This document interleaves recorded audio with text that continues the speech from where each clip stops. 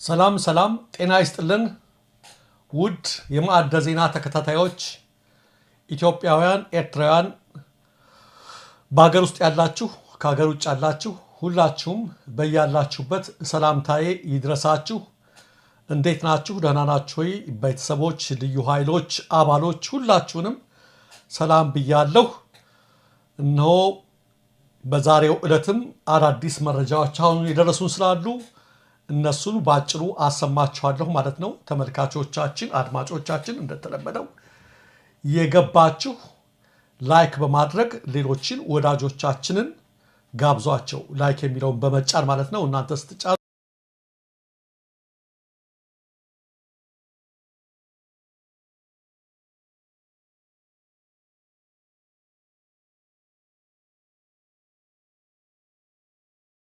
አዲስ አበባ ከተማ ጉለሌ በጣም አሳዛኝ ነገር ተከስቷል። አሁን ማለት ነው ጉለሌ ክፍለ ከተማ ልዩ ስሙ ሽሮ ሜዳ ተብሎ በሚጠራው አካባቢ ተገይ ባልቻ ወይም ኦሮሮ የተባለ ይህ ወጣት ተመልካቾቻችን በአንድ የፖሊስ አባል በትናንትናው ዕለት በተተኮሰ ጥይት ህይወቱ በማለፉ ነው ግርግር ተፈጥሯል በአሁኑ ሰዓት ላይና የሚያሳዝነው ለምንድን ነው የተገደለው ወጣቱ ስትሉ ነፍጦ አዳሪ ነው። ሟች ተገይ ባልቻ ቀደም ሲል በሽሮ ሜዳ አካባቢ ስኬታማ የነጠላ ነጋዴ እንደነበርና ራሱንና ቤተሰቡን ከመደገፍ አልፎ ለጓደኞቹና ለተቸገሩት ደራሽ እንደነበር ነው የተነገረው። ይሁን እንጂ በልማት ምክንያት የንግድ ሱቁ በመፍረሱና ንብረቱ በመጥፋቱ ለከፍተኛ የገንዘብ ኪሳራና ለስነ ልቦና ቀውስ መዳረጉን ነው ግለሰቡን የሚያውቁት ሰዎች የተናገሩት። ይህን ተከትሎ በገባው ከፍተኛ ጭንቀትና ንዴት ውስጥ ሆኖ ከአንድ ወር በፊት ሞተር ተራ ተብሎ በሚጠራው ስፍራ ከአንድ ፖሊስ አባል ጋር በፈጠረው አለመግባባት ለቀናት ታስሮ ነበረ።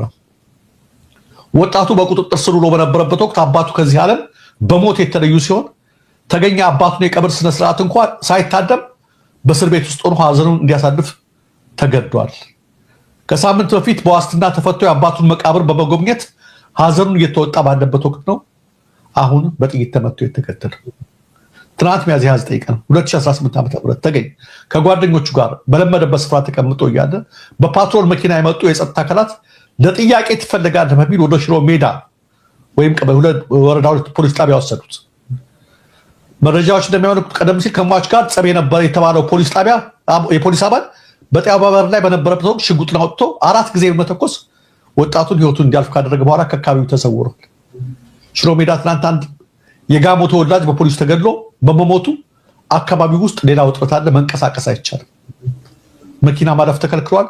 ሰፈሩ በሙሉ በፖሊስ ተከቧል። ለቀስተኛው ግድያውን ሲቃወማ እየተሰማ ነው በአሁኑ ሰዓት ላይ። እንግዲህ ተመልከቱ፣ ንብረቱ ፈርሷል። የበደሉን ድርብርብነት እንትመለከቱት ማለት ነው። በንግድ የሚሰራ ነበር፣ የሚተዳደር ነበር። ኢትዮጵያዊ ነው፣ አገሩ ነው። ከጋሞ ነው የመጣው። በነጠላ ስራ እየተዳደረ ያለ ነበረ። አፈረሱበት፣ ሱቁን አሸጉበት። ብስጭት ውስጥ ገባ። የሚበላው የለም፣ የሚጠጣው የለም፣ ማደሪያ የለው። በዚህ የተነሳ ፖሊስ ጋር ተጋጨ። ተመልከቱት እንደው እንትኑን ማለት ነው። ቅደም ተከተሉን። ታሰረ፣ እስር ቤት ሆኖ አባቱ ሞቱ። የአባቱን ቀብር እንዳይቀብር ታደረገ።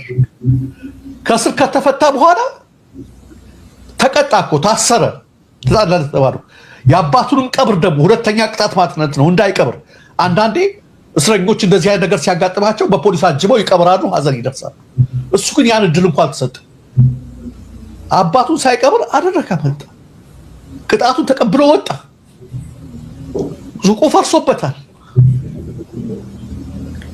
የአባቱ ቀብር ጋር ደርሶ ሲመጣ ለምን ያን የተጣላኝ ያለው ፖሊስ በፓትሮል ከጓደኞቹ ጋር ተሰብስበው መጥቶ ጭንቅላቱን በጥይት 4 ጊዜ በሽጉጥ መጥቶት ይሁት ሰው ጥጋብ ነው። ምን ታረጉታላችሁ? ይህን እብሪት እንዴት ነው የምትመለከቱት? ምንድነው የሚባለው? እጅግ በጣም የሚያሳዝን ነው። በጣም ነው ያሳዘነኝ። በጣም ነው አንጀቴን የበላኝ። አዲስ አበባ ይሄ የሚመጣው ከምን እንደመነጨ ደጋግመን ተናግረናል። አዲስ አበባ የሁላችንም ነች። አዲስ አበባን አዲስ አበባ ያደረግናት ሁላችንም ነን።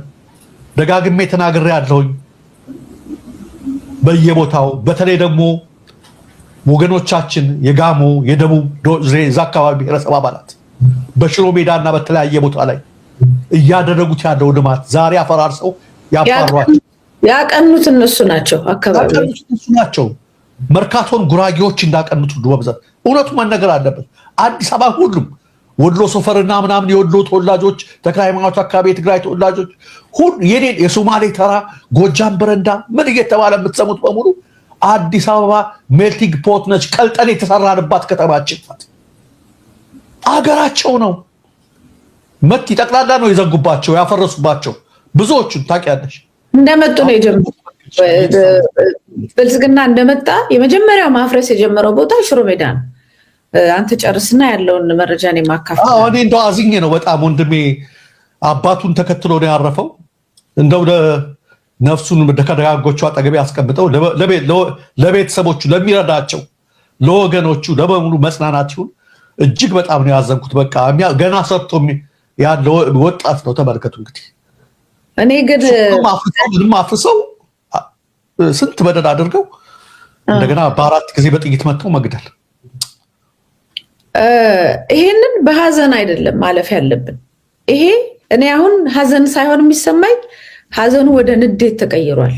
ወደ ቁጭትና ወይ ነዶ ነው በቃ የምትለው። አንድ ሰው መጥቶ ነጠላ ሸጦ ማድረግ ይሄን ያህል ያስገድላል? ነጠላ ሸጦ እነሱ ስንት ነገር አገር እየሸጡ መሬት እየቸበቸቡ ሀብታም የሚሆኑ ወንጀለኛ መንግስት ባለበት ሀገር ነጠላ ሸጦ የሚተዳደር ሰው በዚህ ደረጃ መሞት አለበት? እሱንም እኮ የሞተ እኮ ነጠላን የምትሸጥበትን እንጀራ ተቀምጠ ለምን ተከራከርክ እኮ ነው። ዝም ብለህ በቃ ስትባረር ሂድ ተባረር። ነጋዴ የነበርከው ለማኝም ሆነ ወደ ልመና ህይወት ሲከቱ እሺ ብለህ ዝም ብለህ ተቀበል እኮ ነው እንዴ። እነዚህ ሰዎች እኮ እየሄዱ ያሉበት ነገር እኮ ባርነትም እኮ አይደለም፣ ከባርነትም በላይ ነው ማህበረሰቡ እያሳለፈ ያለው እና በጣም መንቃት ያስፈልጋል። መናደድ ነው የሚያስፈልገው። በዚህ መናደድ እንዴት አንድ ነጠላ ሸጦ የሚተዳደር ሰው በዚህ ደረጃ እንደዚህ አይነት በደልና ጥቃት እንዴት ሊደርስበት ይችላል? የሚኖረው ማህበረሰብ እንዴት ይፈቅዳል? ይሄንን ይሄ ብቻ አይደለም ባይዘ ወይ እንደመጡ ነው የጀመሩት። ሽሮ ሜዳ ሌላ እንግዲህ እንቅስቃሴ ያለበት አካባቢ ነው። እንደመጡ እየቀሙ እነሱን እያስወጡ የራሳቸውን ሰዎች እየተኩ በልማት በምን እያሉ ሲያነሷቸው ነበር። እንደውም ዜናውን ሳይ እንዴ እንትና የተወሰነ አሁንም እየሞከረ ያለ አለ እንዴ ነው ያልኩት።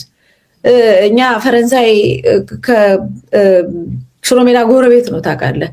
እኛ መኪናም በመኪና በታክሲም አይደለም የምንሄደው፣ በእግር ነው የምትሄደው። ቆርጠ ነው የምትሄደው ከፈረንሳይ እና ኦልሞስት እንትን ያለ ነው፣ የተቀራረበ ነው፣ የተዋሃደ ነው ምናምን እና እዛ አካባቢ ላይ ያ ሰፈር ነጠላ የሚሸጠው እሑድ እሑድ በተለይ እናቶቻችን እሑድ ጠዋት ሄደው የሚገዙት ነጠላ ከዶርዜዎች ከጋሞች ነው። በቃ እነሱ ናቸው ባለሙያዎቹ።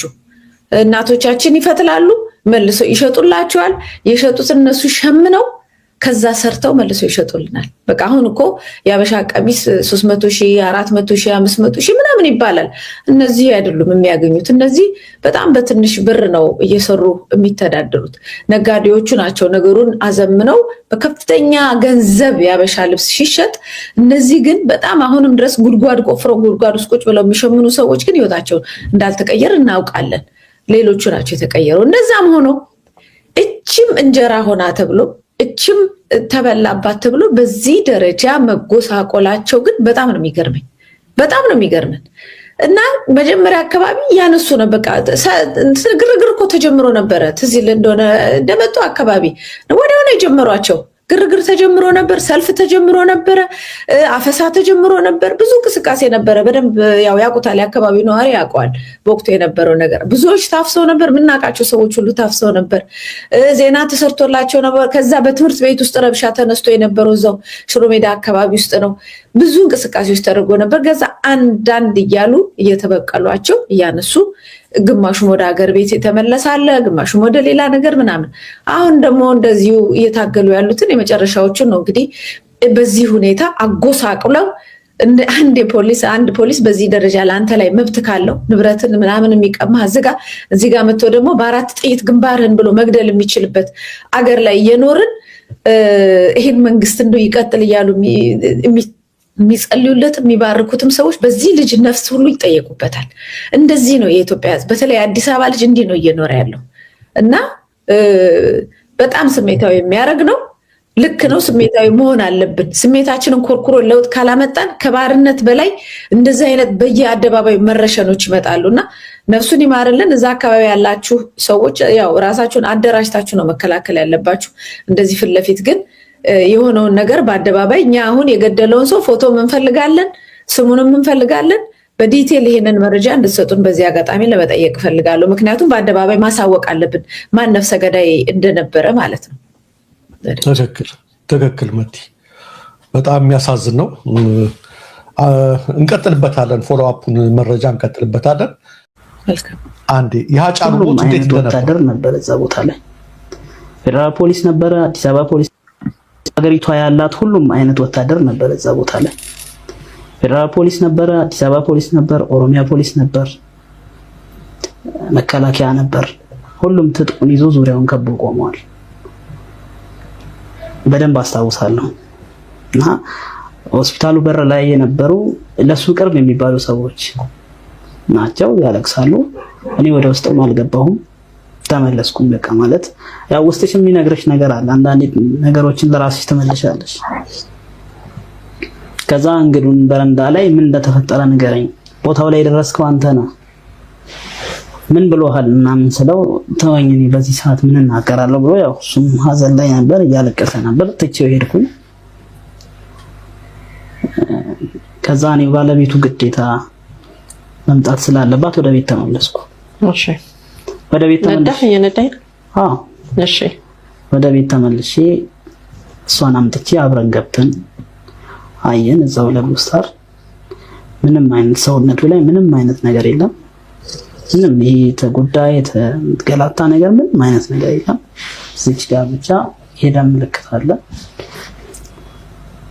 እና ከዚህ በላይ ቲሸርቱን አውልቀውታል። ከዛ ሄጄ መኪናውን ሳይ ቲሸርቱ የለበሰው ቲሸርት የመኪናው በድራይቨር በኩል የመኪናው ኪስ ውስጥ ተከቷል። ቲሸርቱ ደም አልነካውም። በጥይት ተመታ ተባለ፣ ጥይት አልበሳውም። ቲሸርቱ በስትራይፕ ነጭ ቲሸርት በስትራይፕ ያለበት ቲሸርት ነው።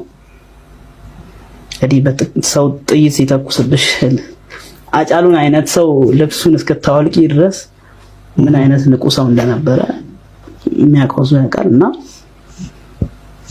ከዛ በኋላ እዛ አካባቢ እኔ ብዙ አልቆየሁም። ለመንቀሳቀስ በመሞክርበት ሰዓት በመንግስት የጸጥታ ኃይሎች ቁጥጥር ስር ውዬ ወደ ማዕከላዊ ወሰዱኝ። እኔ እዛ ነው ያደርኩት። ከዛ በኋላ ያለውን ነገር መናገር አልችልም። ያው ማለት ማዕከላዊ ነው ያደርኩት። ለምንድን ነው ይሄን አልሰማውም ነበር? አይ ዶንት ኖ እንግዲህ እነሱ ናቸው የሚያውቁት። አንቺ ስትያዢ ለምን እንደተያዝሽ የምትሰሚው ምናልባት ከዛ በኋላ በሚፈጠርልሽ እድል ሊሆን ይችላል። እኔ የማውቀው መያዜን ብቻ ነው። የምነዳውን መኪና እንዳልነዳ ከፊት ቆመው አምቡላንስ አምጥተው እኔን አምቡላንስ ውስጥ ከተው የኔን መኪና ሌላ የፖሊስ አባል እያሽከረከረ ወደ ማዕከላዊ ነው የሄድኩት። እዛ ገብቼ ጠዋት 12 ሰዓት ነው። ኢቭን የካቴና እጄ ላይ ገብቶ ታስሬ ምናምን ነው፣ ብረት ታስሬ ነው የሄድኩት። እንደዚህ መታሰር ሲባል በሴፍቲ ተይዞ መኪና ላይ ቁጭ ብዬ ምናምን አይደለም። እጄ ላይ ብረት ገብቶ አምቡላንስ ውስጥ ተከትቼ ነው የሄድኩት። አብሮኝ የሱ ጓደኛ ነበረ፣ ያን ምሽት አብሮኝ የነበረ ገቢና አብሮኝ የነበረ እሱም እንደዛው በተመሳሳይ የሁለታችንም እጄ ላይ ካቴና ገብቶ ነው ማዕከላዊ ገብተን ኮሚሽነር ሐሰን ናቸው እዛ ከገባን በኋላ ከእጃችን ላይ ካቴናው እንዲወልቅ ያደረጉት። ሚደቅ ያ መቲ እንግዲህ እንደምታየው ነው። መቲ ሲሳይ በጣም ጠንካራ ልጅ ነው። በጣም ነው አፕሪሼት ያደረኩት። በምንም ያልተደደደ በጣም ጎበዝ ልጅ ነው። ተመልከቺ ድራማውን። አጫሉ ሲደርስ እዛ ደረሰ፣ አንተ አትገባም ተመልሰ ሲባል ባለቤቱን ይዤ ስመጣ ነው አይደል? ስንሄድ ምንም ነገር እዚህ ጋር ትንሽ ምልክት አለች እንጂ ከዚህ በላይ ልብሱ ወጥቷል አለ። ልብሱ የት ነው የተገኘው? በጋቢናው በእንትን ውስጥ ደግሞ ልብሱ ምን አይነት ነው? ነጭ። በምንድን ነው ተመታ የተባለው? በሽጉጥ በጥይት ነጭ ሆኖ በሽጉጥ የተመታ ምናምን። ልብሱ እንዳለ ንጹህ ነው፣ ምንም ንጹህ ነው። ምን አደረገ? ድራማውን ለማጃኮ ምን አደረጉ? ሆነ ብለው ልክ የመንግስት ጸጥታ ኃይል ማለት ነው በአካባቢ ያሉትን በቁጥጥር ስር አሉና ልክ ለሃጫሉ እንደተቆረቆሩ አድርገው እነሱን ጭምር አይሽ ይሄ ልጅ እዛ ቢሆን ብዙ ነገር ነው የሚሰማው፣ ብዙ ነገር ነው የሚያረጋግጠው፣ ብዙ ነገር መጀመሪያ መልሰውት ነው በኋላ የተመለሰባቸው አይቻልም አትገባም ብለውት። ስለዚህ በመከላከል ወንጀለኛን በመያዝ ስም በመደንገጥ ስም እነሱን መያዝ ብቻ እኮ አይደለም ካቴና ቶሎ እጃቸው አስገብ ብለው ይሄን ዘዴ እኛም እናውቀዋለን። ለምንስንታት ልክ ለእውነት እንደሰሩ ወንጀለኛ እንደሚፈልጉ አስመስለሽ ታጃክሚያለሽ። ግን በጣም በጣም ጎበዝ ልጅ ነው እሱ፣ የተረጋጋ ልጅ ነው። ምንም ነገር እንጣላላም እንደገጠ ሃጫሉን በሽጉጥ አያምንም፣ ተገደለ የሚለውን ነገር አያምንም። በጠመንጃ የተመታ ነገር የለም። ሃጫሉ የተመታ የለም፣ ደም የለም፣ ምንም የለው። መኪናውም ጋር የተነካካ ነገር የለም። እንግዲህ እነሱ ሲናገሩ መኪና ውስጥ እያለ ሽጉጥ ተተኩሶ እንደዚህ ተብሎ አልፎ መታው ተወጋ እየተባለ ነው እዛ ፍርድ ቤት የቀረበው። ኮምፕሊትሊ ውሸት ነው። ሃጫሉ ደግሞ ንቁ ነው። ልብሱን እንደሚያስወልቀው እዛ እስከሚያደርሱበት ድረስ በጣም ንቁ ነው። የሚተኛም ሰው አይደለም። ስለዚህ ምንድነው ዜር ሳምቲንግ በሆነ ነገር አድርገውታል የሚልም ነገር ግን እነሱ እሱ እንኳን ሰዓት እንዳይከታተል መጀመሪያ መለሱት። ሁለተኛ ሲመጣ ደግሞ አስረው በካቴና አሳድረው በማግስቱ እንደዛ አድርገው ለቀቁት። ካለቀ በኋላ ምን ልልሽ ነው በጣም በጣም ለዚህ ነው ከትናንት ወዲያ የሐውልቱ ላይ ይሄ ድራማ ያለው ልጁ ሲጽፍ እኛ ለሃጫሉ በልባችን ሐውልት ሰርተንለታል፣ ፍትህ ነው የምንፈልገው የሚል ጥሪ ያቀረበው ልጅ ነው። የተረጋጋ ልጅ ነው። በጣም ደስ የሚል ልጅ ነው። ጎበዝ ልጅ ነው። ይሄ የንጹሃን ሞት ፍትህ እስከሚያገኝ ድረስ ሁላችንም እንጭፋለን። ለሃጫሉም ለነበቴ ኡርጌሳን ለነቀነኒ አዱኛ ብዙ ፍትህ የሚጠይቁ ነፍሳት አሉ፣ በኦሮሚያ ክልልም ጭምር ማለት ነው። ለነሱ ሁሉ አብረን እኛም ድምጻችን እናሰማለን። ይሄን ነው ብለው መቲና እንደው ህዝቡ ግንዛቤ እንዲወስድ ብዬ ነው። በመውጣቱ ቪዲዮ ነኝ በጣም ደስ ብሎኛል። አየ በሆድ ውስጥ ያመቀውን ቁጭት ሁሉ ለማየት እየሞከርኩ ነው። በቃ እውነቱን ያውቀዋል፣ ስብር ብሏል፣ ውስጡ ብሶት አለ፣ ቁጭትም አለ። ግን ጊዜ ያው በጊዜ ሁሉም ነገር ይወጣል። የሚችለው ድረስ እያወጣ ነው ያለው። ግን ሙሉ በሙሉ ሴራው በደንብ እንደገባውና ያለውን ነገር ደግሞ ወደ ትክክለኛ የጭካኔያቸው ጭካኔ እኮ ወንድምና ቤተሰብን በካቴና እስከ ማሰር ድረስ እንዴት እንደሚጨክኑ አላውቅም። ወንድም በራሱ ወንድም ደንግጦ ለራሱ ሀዘን ላይ ባለበት ሰዓት እንደ ወንጀለኛ እነሱ ጻድቅ ሆነው ማለት ነው፣ እነሱ ጤነኞች ሆነው፣ እነሱ ጥሩዎች ሆነው፣ እነሱ ህጋዊ ሆነው ወንድም ተጠርጥሮ ምናምን መሆኑ ነው እንግዲህ በካቴና ምናምን። እና እኔ ምን አይነት ሰዎች እንደሆኑ መቼም ከአይምሮ በላይ ነው። ግን እንኳን ወጣ ያው ቤተሰቡም ወዳጆቹም አድናቂዎቹም ተጎድተዋል። እሱም በወጣትነቱ ተወስዷል። እነሱ ግን ፖለቲካ ሰርተውበታል። በጣም ማያባራ ፖለቲካ ነው። አሁንም ድረስ ከሞተም በኋላ ሳይሞት በፊት ከሞተም በኋላ እንደገና ደግሞ አሁን ፖለቲካ እየሰሩበት ነው። እና እንኳንም ወጥቶ ይሄ ነገር ግልጽ ሆነ። እንደው ለማያውቁ የሚጠረጥሩ ምንለው ላልገባቸው በዚህ ደረጃ ግልጽ ሆኑ። በጣም ጥሩ ነው። ደረጃ ትክክል መቲ።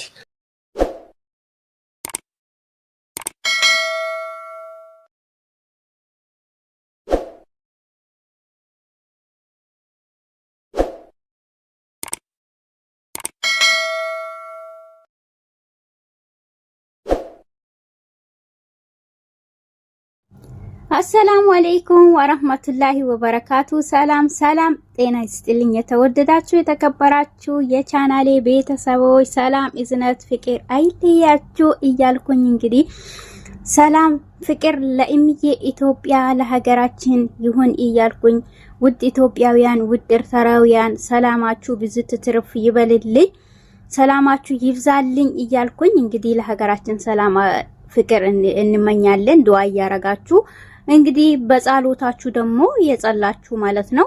ምክንያቱም ሀገራችን ባለችበት ሁኔታ ላይ እናም ደግሞ ውጥረት ላይ ሰላም እንዲመጣላት ማለት ነው ዱአ አድርጉ፣ ጸሉ እላችኋለሁኝ። ዛሬ ደግሞ እሺላችሁ የመጣሁት ቅባት ምንወዳት የሀገራችን ቅባት ማለት ነው። በጣም ብዙዎቻችን የምንጠቀማት የሀገራችን ቅባት አቮካዶ ማለት ነው። አቮካዶ በጣም አሪፍ ቆንጆ ለፀጉራችን ምቹ የሆነ እና ለማንኛውም ፀጉር የሚመች በጣም ምርጥ ቅባት ነው ማለት ነው። በተለይ በሀገራችን እኛ ላይ በጣም የምንጠቀማቸው ቅባቶች አንዱ ይሄ ነው። እናም ደግሞ ዜኒት እና ብዙ ቅባቶች አሉ ከነሱ ጭምር ማለት ነው። እና እኔም ደግሞ ከኦንላይን አይቼ ጠልቤ አምጥቼው ነው ማለት ነው። ከኦንላይን ነው የጠለብኩት። ሱቅ ላይ ስፈልግ በእውነት ለማናገር ትላልቅ እንትኖች ሞሎች ራሱ ስፈልግ አጣሁት ማለት ነው እና አላገኘሁትም። አሁን ይሄኛውን ፌስቡክ ላይ አግኝቼ ከዛ በኋላ ቁጥራቸውን ወስጄ ሴፍ አድርጌ ገዛሁት ጠለብኩኝ ማለት ነው። ስጠልብ ደግሞ እንግዲህ ማሻአላ ቶሎ ነው ያመጡልኝ። በነገራችን ላይ ዛሬ ጠልቤ ማታውን ጠልቤ ጠዋቱን ነው ይዞልኝ የመጡት ማለት ነው። ሁለቱንም ነው የገዛሁት እኔ። አስሊ ዋና እውነተኛውን ቅባት አለ፣ እንትኑን ፎርጅቱም አለ። በነገራችን ላይ ሲገዙ ተጠንቀቁ ማለት ነው። አንደኛ ቅባትና ሁለተኛ ቅባት ደረጃ ማርጎ የሚሸጡት አሉ። አንደኛው ቦታ ደግሞ እንደዚሁም ሴፍ አርጌ ስጠይቅ ቁጥራቸውን 30 ድርሃም ነው ያሉኝ በዚህ ሀገር ማለት ነው። አንደኛው ጋር ደግሞ 28 ድርሃም ነው ያሉኝ ማለት ነው። እና እንትን ምንድነው ድሬወሪ ደግሞ ፍሪ ነው። የመቶ እቃ 100 ድርሃም ማለት ነው የዚህ ሀገር። ብዙ እቃዎች በመቶ ሚሞላ እስከ 100 እስከሚሞላ ድረስ ከገዛችሁ ፍሪ ነው ድሬወር የሚያመጣላችሁ። ታክሲዎች ፍሪ ናቸው ማለት ነው። ነገር ግን ከዛ ቅናሽ ከገዛችሁ የታክሲ 10 ብር ተከፍላላችሁ። እናም ደግሞ ይሄን ቅባት እኔ ደግሞ ያየሁት ቲክቶክ ላይ የኛ ኢትዮጵያኖች የሚሸጡት 25 ብር ነው። 25 ብር ይሸጡታል። ግን ነገር ግን ርካሽ ነው ሳይ ደግሞ የታክሲ 25 ብር ያስከፍላሉ። እኔ እንደውም በጣም ርካሽ ነው 25 ብር እንደውም ጥሩ ነው ብዬ ደስ ብሎኝ ነበር። ነገር ግን ሲያወሩ እስከ መጨረሻው ድረስ ሰማቸው 25 ብር ደግሞ የታክሲ ያለው ማለት ነው። አስቡት በዛ 25 ብር ደግሞ እንትን ጨምራችሁ ብገዙ 3 ቅባት ያመጣላችኋል ማለት ነው። ይሄኛው አስቡት የታክሲ ራሱ ልክፈል ብትሉ ራሱ ይሄኛውን 10 ብር ነው የምትከፍሉት ለታክሲ ማለት ነው። የ100 ብር እቃ ካልገዛችሁ እስከ 100 ካልገዛችሁ እስከ 50 60 ካልገዛችሁ እኔ አሁን ለሁለቱ ከነ ታክሲው 65 ብር ነው የከፈልኩኝ ማለት ነው። ገባችሁ? 65 ብር እና እንደዚህ አርጋችሁ ጠልባችሁ ማምጣት ትችላላችሁ። ልክ ፌስቡክ ላይ ኦንላይን ሩድ የሚለቁት በጣም ብዙዎች አሉ። ማንኛውንም ቁጥር ወስታችሁ ሴፍ አርጉ። ሴፍ አርጋችሁ አናግሯቸው። እውነት ለመናገር ወላሂ በጣም ነው የሚያመጡት። ግብጻዊ ነች። ወዳው ነው የመለሰችልኝ። ወዳውም ደግሞ በቃ ነገ ይደርስሻል አለችኝ። እንግዲህ ያመጣችልኝ እውነት ለመናገር እኔ ከጠለብኩ በኋላ ለሴትዮዋ አሳየኋት። ሴትዮዋ ራሱ 2 ጠልበሽ አምጪልኝ ነው ያለችኝ እውነት ለመናገር። ለሷም እንደዚህ 2 ጠልቤ እንግዲህ 65 ብር ከና ድሬወር ታክሲ 10 ብር ማለት ነው። እና 10 ብር ማለት ምንም ማለት አይደለም እውነት ለመናገር ማለት ነው።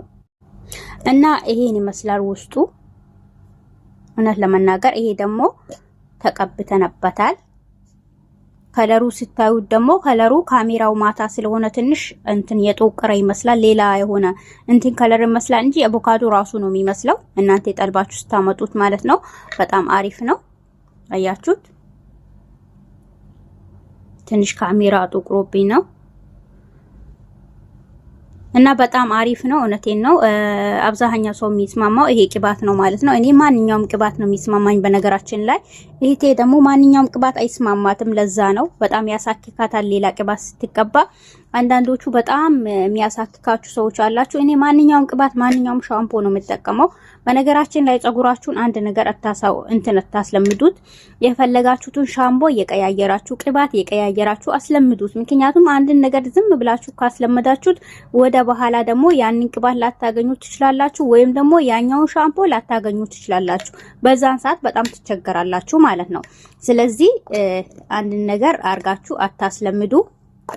እንትን አርጉና ሁሉንም ነገር እየተቀባችሁ ሞክሩ፣ አስለምዱት። እኔ አልሐምዱሊላህ ምንም ነገር ብቀባ ምንም አይለኝም። ጸጉሬ ለምዷል ማለት ነው። አስለምጄዋለሁኝ።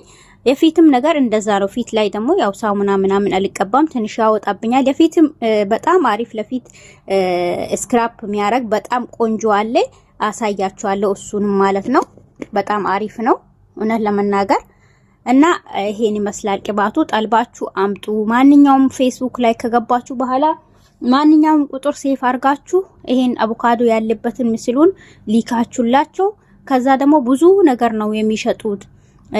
ኮስሜቲክሶች በጣም ለሴቶች የሚሆኑ የሴቶች መዋቢያዎቹ በጣም አሪፎቹ ብዙ ነገሮች አሉ ማለት ነው። ለኔ ይሄን ስልክላቸው ፎቶ አንስቶ ይሄንን የትኛው ነው የምፈልጊው ብሎ ፎቶ ሁሉንም ነገር ላኩልኝ። ከዚህ ምረጭ ያሉኝ እኔ መርጬ ብዙ ነገሮች አሉ። እናንተ ከፈለጋችሁ እስከ 100 ድርሃም ድረስ ከገዛችሁ ዲሊቨሪ ፍሪ ነው። እናም ደግሞ እስከ 100 ሳይሞላ ከገዛችሁ 10 ድርሃም ትከፍላላችሁ። ምንም ማለት አይደለም። ዝም ብላችሁ ቲክቶክ ላይ የሚገዙት 25 ብር ትከፍላላችሁ። በዛ ላይ የተወሰነ ብር ጨምራችሁ 3 አቮካዶ ያመጣላችኋል ማለት ነው። እውነት ለመናገር እኔ ስለጠቀመኝ ነው ላካፍላችሁ ብዬ ነው ላችኋለሁኝ። እወዳችኋለሁኝ ውድ ኢትዮጵያውያን፣ ውድ ኤርትራውያን ኑሩልኝ ለዘላለም። ሀገራችን ለዘላለም እምዬ ኢትዮጵያ ትኑርልን። አላህ Subhanahu Wa Ta'ala ሀገራችን ሰላም ፍቅር ያብዛልን፣ የድሮ ኢትዮጵያን ይመልስልን እያልኩኝ እንግዲህ ሁላችሁንም ወዳችኋለሁ። ወሰላም አለይኩም። ገዝታችሁ ተጠቀሙ።